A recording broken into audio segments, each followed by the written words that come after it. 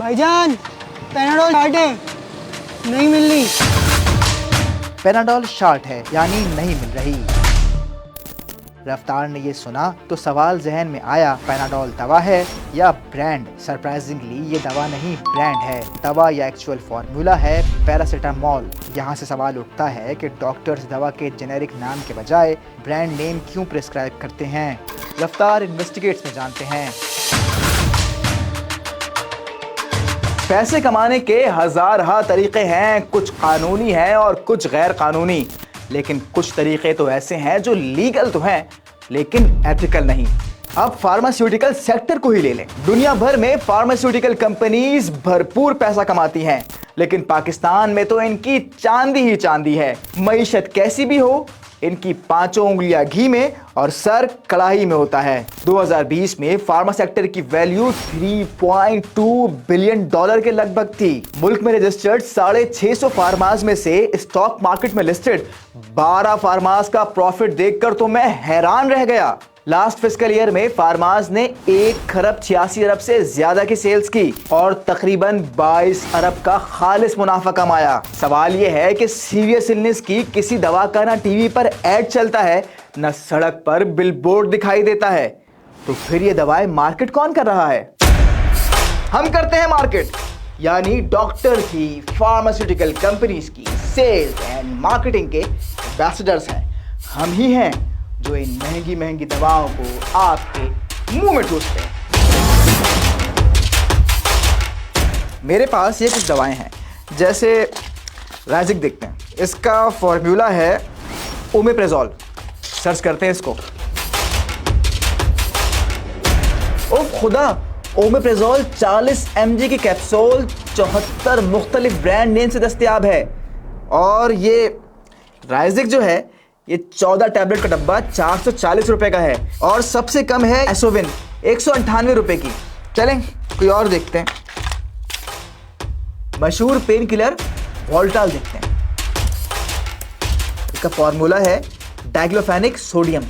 वोल्टाल 50 का 20 टैबलेट का डब्बा 133 रुपए का है, जबकि इसी में सबसे सस्ता जो है वो है एनेरिन, जिसका 20 गोलियों का डब्बा है 42 रुपए का। और एक मज़े की बात बताऊं आपको मैं, हर मामले में जो मार्केट लीडर होता है ना, यानी सबसे बिकने वाली दवा सबसे महंगी वही मिलती है। अब ये महंगी क्यों है, इसकी वजह जानने के लिए चलते हैं मैकेनिक की दुकान पर। ये 2 एयर फिल्टर है, दोनों का काम सेम है लेकिन कीमत मुख्तलिफ है। ये लोकल है 40 रुपए का, ये ताइवान का है 70 रुपए का। हो सकता है क्वालिटी सेम हो, मुख्तलिफ भी हो सकती है, लेकिन ये मुझ पर है कि मैं कौन सा खरीदता हूँ, सस्ता वाला या महंगा वाला। लेकिन दवा के मामले में ऐसा नहीं होता। डॉक्टर जो दवा लिख कर देता है, मुझे वो खरीदनी ही पड़ती है, चाहे उससे अच्छी या सस्ती दवा मार्केट में मौजूद हो। और ऐसा इसलिए है कि फार्मास डॉक्टर्स को उनकी दवा लिखने के लिए फेवर्स और बाज़ मर्तबा पैसे देती हैं।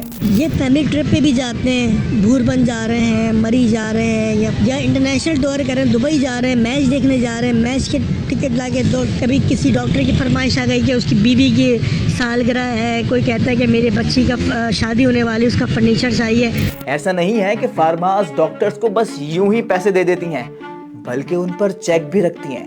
मैं वालदा को डॉक्टर के पास लेकर गया था, तो डॉक्टर ने जो है वो दवाइयाँ चेंज की और नई दवाइयाँ जब लिख के दी तो मैं बाहर आया तो बाहर एक मेडिकल रैप वाला खड़ा हुआ था। उसने मुझसे जो है वो पर्ची ली डॉक्टर की लिखी हुई और उसने उसकी तस्वीर ली। तो मैंने उससे पूछा, भाई ये क्या कर रहे हो? तो उसने कहा कि यार ये जो है हमें कंपनी को भेजनी होती है ये तस्वीर ना, कि डॉक्टर ने क्या लिख के दिया आपको। फेवर्स की एक शक्ल फार्मास की जानिब से ऑर्गेनाइज किए जाने वाले सेमिनार्स, लंचेस और डिनर्स भी हैं। इन सेमिनार्स वगैरह पर हर साल अरबों रुपए खर्च होते हैं, जिसका खर्चा मरीजों की जेब से निकाला जाता है।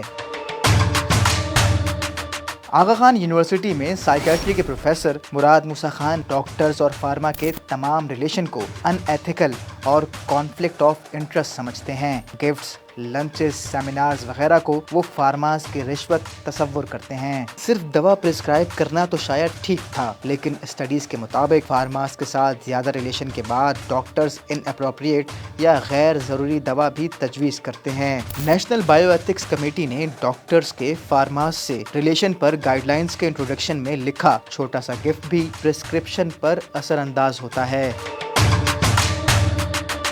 90% तक वायरल रेस्पिरेटरी इन्फेक्शंस जिस्म के मुदाफ़ियती निज़ाम से ही ठीक हो जाते हैं, लेकिन मुनाफे की जंग का नतीजा ये है 70 से 90% तक एंटीबायोटिक गैर ज़रूरी प्रिस्क्राइब की जा रही हैं और इस वजह से हर साल हज़ारों लोग अस्पताल दाखिल होते हैं, यहाँ तक के मर भी जाते हैं।